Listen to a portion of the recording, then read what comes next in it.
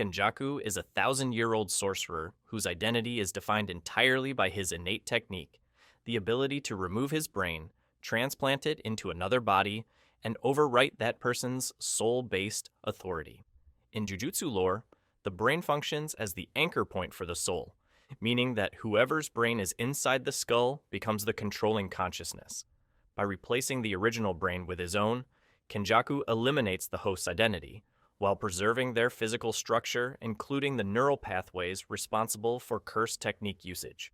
This allows him to gain not only the host's technique, but also the precision, muscle memory, and instincts developed over years of practice. The visible stitches around the forehead serve as the only outward proof of the takeover, marking the seam where the skull was opened to accommodate his brain. Because he transfers from body to body, Kenjaku effectively achieves practical immortality. Each possession gives him a new lifespan, fresh techniques, and access to different corners of Jujutsu society. Over centuries, he has accumulated the experience of each host, combat knowledge, political leverage, social connections, and sensory habits. This turns him into a composite being, with perspectives spanning multiple eras. Instead of being limited to a single curse technique or cultural context, he has absorbed countless skills and insights, allowing him to operate with a depth of understanding no other sorcerer possesses. The continuity of his consciousness, combined with the diversity of his hosts, makes Kenjaku uniquely capable of shaping long-term systems that rely on centuries of uninterrupted strategy. Kenjaku's overarching ambition is to evolve humanity into a higher spiritual form by drastically altering the scale and intensity of cursed energy exposure. He believes that humans, when placed under continuous supernatural stress, can break past their current limitations and achieve the kind of overwhelming power seen in ancient sorcerers. Cursed energy normally evolves slowly within individuals and societies, but Kenjaku seeks to accelerate this process by forcing humanity into environments where adaptation is a matter of survival. This requires engineering rituals, events, and social collapses that fundamentally reshape how cursed energy interacts with the human population. Every action he takes, whether subtle or catastrophic, feeds into this goal. The creation of hybrid beings was an early step in this plan.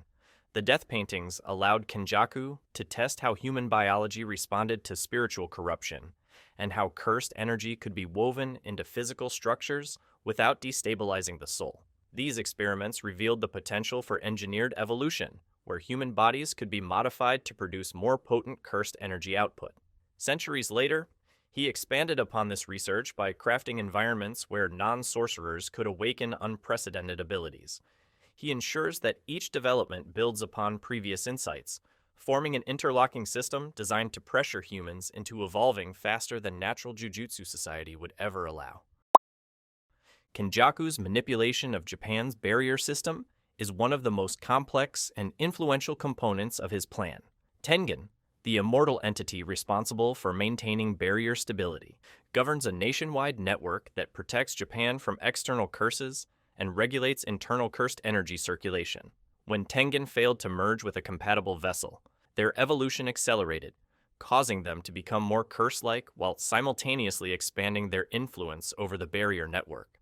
Kenjaku exploited this moment of instability, merging Tengen's evolving form with the infrastructure of Japan itself, effectively turning the entire country into a single interconnected domain where natural rules could be rewritten on a massive scale.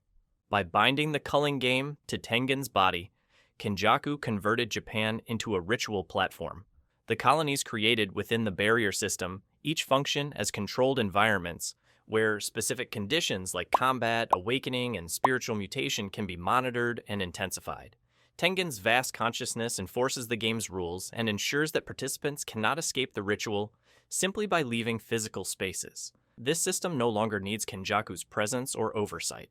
It self-regulates through binding vows and barrier logic. As a result, cursed energy generated in one colony influences all others, creating a nationwide feedback loop that increases spiritual pressure and drives humanity toward rapid transformation. Sukuna's soul is indestructible and cannot be overridden by possession, which makes him one of the few beings beyond Kenjaku's direct control. Rather than treat this as a limitation, Kenjaku incorporates Sukuna into his broader plan as a predictable destructive force. Sukuna consistently acts according to his nature. He seeks dominance, chaos, and destruction. Kenjaku designs his long-term strategies around the inevitability of Sukuna's return, intentionally creating conditions that guarantee the King of Curses will reawaken at a critical point in the modern era. This ensures that Sukuna's destructive instinct destabilizes Jujutsu society when it is most vulnerable. To make Sukuna's return possible, Kenjaku possessed Kaori Itadori and influenced the birth of Yuji Itadori, crafting a vessel with exceptional durability and spiritual tolerance. Yuji's physical and metaphysical structure allows him to house Sukuna's soul without being destroyed, something no ordinary human can do. Sukuna's reawakening through Yuji sets off a chain reaction. Major sorcerers fall, institutions collapse, and the system loses its strongest stabilizing forces. This chaos increases cursed energy output across Japan, feeding directly into Kenjaku's evolutionary environment. Sukuna does not serve Kenjaku, but his actions align with the destabilization Kenjaku needs to reshape humanity. Kenjaku infiltrates major clans by possessing individuals who hold authority within them. When he inhabited Noritoshi Kamo centuries ago, he gained immediate access to the Kamo family's influence, laboratories, and political protections. Because Jujutsu society values lineage over verification, no one questioned the authenticity of Kamo's identity. This allowed Kenjaku to conduct taboo experiments, including hybridization and soul modification, under the clan's name. These experiments became infamous, but only the clan was blamed. Kenjaku was long gone by the time the truth became relevant, leaving behind only the legacy of the death paintings. In the modern era, possessing Suguru Geto gave Kenjaku a highly efficient combination of spiritual power and social influence. With Geto's cursed spirit manipulation, he could control massive curse armies and refine high-grade cursed spirit strategies. Socially, Geto's identity provided emotional leverage over sorcerers, particularly Satoru Gojo. Kenjaku weaponized this familiarity to destabilize alliances and manipulate sorcerer psychology. Through Geto, he infiltrated administrative structures, influenced extremist groups, and engineered events that weakened Jujutsu society's ability to resist the culling game. Kenjaku embedded cursed objects into non-sorcerers decades before the culling game. These objects remained dormant until activated by the ritual. When the game began, thousands of civilians spontaneously awakened cursed energy, gaining access to techniques they had no training to control. This sudden expansion of the sorcerer population destabilized the entire country. The newly awakened individuals lacked discipline, emotional stability, and contextual understanding of cursed energy, making their behavior unpredictable and their output dangerous. These awakenings allowed Kenjaku to gather large-scale data on how ordinary humans respond to sudden spiritual alteration. He observed how new sorcerers developed techniques, how their bodies adjusted to cursed energy, and how they survived under pressure. Many perished quickly, but their deaths added fuel to the environment, increasing cursed energy density across the barrier network. Those who survived adapted rapidly through instinct, desperation, or luck. Exactly the kind of accelerated evolution Kenjaku wanted to provoke. The culling game forces continuous conflict by requiring players to gain points through killing or rule manipulation. Participation is enforced by spiritual contracts that impose execution if a player attempts to remain inactive. This creates a constant baseline of violence and forces individuals into situations where every encounter could be lethal. Under these conditions, sorcerers experience rapid growth, breakthrough moments, and experimental technique refinement that would take years under normal training environments. Meanwhile, the barrier absorbs all cursed energy produced during combat and redistributes it throughout the colonies. This interconnected energy flow raises the ambient pressure in each colony, gradually turning Japan into a high-density spiritual zone. As cursed energy saturates the environment, sorcerers must adapt to harsher metaphysical conditions, while curses grow stronger by default. This intensifying landscape creates a feedback loop where pressure increases growth, growth increases conflict, and conflict increases pressure. Kenjaku designed this cycle to operate indefinitely, pushing humanity toward a new spiritual threshold. Kenjaku's plan spans centuries because its components rely on extremely rare conditions and long-term timing. Hybrid research required decades of experimentation across multiple hosts. Vessel engineering for Sukuna required influencing bloodlines over generations. Barrier manipulation required waiting for Tengen's failed merger, an event that occurs only once every 500 years. Each element is built on the foundation of previous eras, and no single generation could have produced all the required circumstances simultaneously. Kenjaku maintains continuity by transferring into new hosts as needed, ensuring that his strategy survives natural societal changes. This multi-era approach also ensures that modern sorcerers cannot trace the origins of their current crises. Knowledge deteriorates over time, records get lost, and historical accounts become fragmented.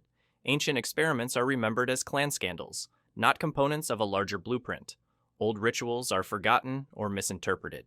By the time modern sorcerers face the consequences of Kenjaku's earlier experiments, the information needed to understand or stop them has vanished. This structural blindness prevents effective resistance and allows Kenjaku to advance without detection. Kenjaku's intimate understanding of soul mechanics is foundational to his abilities. The soul determines a person's identity and curse technique, while the brain acts as the interface through which the soul communicates with the body.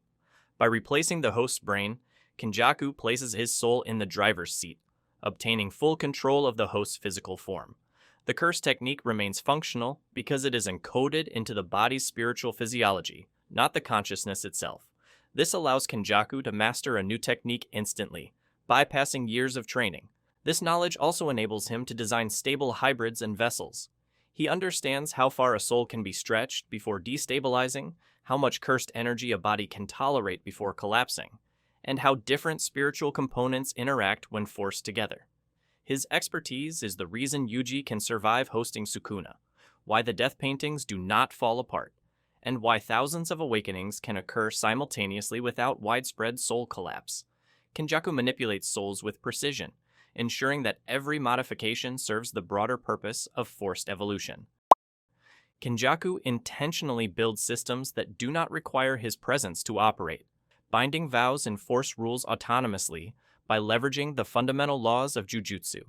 The Culling game functions entirely through these vows. It tracks participants, assigns points, updates rules, and enforces punishments without Kenjaku having to oversee the process.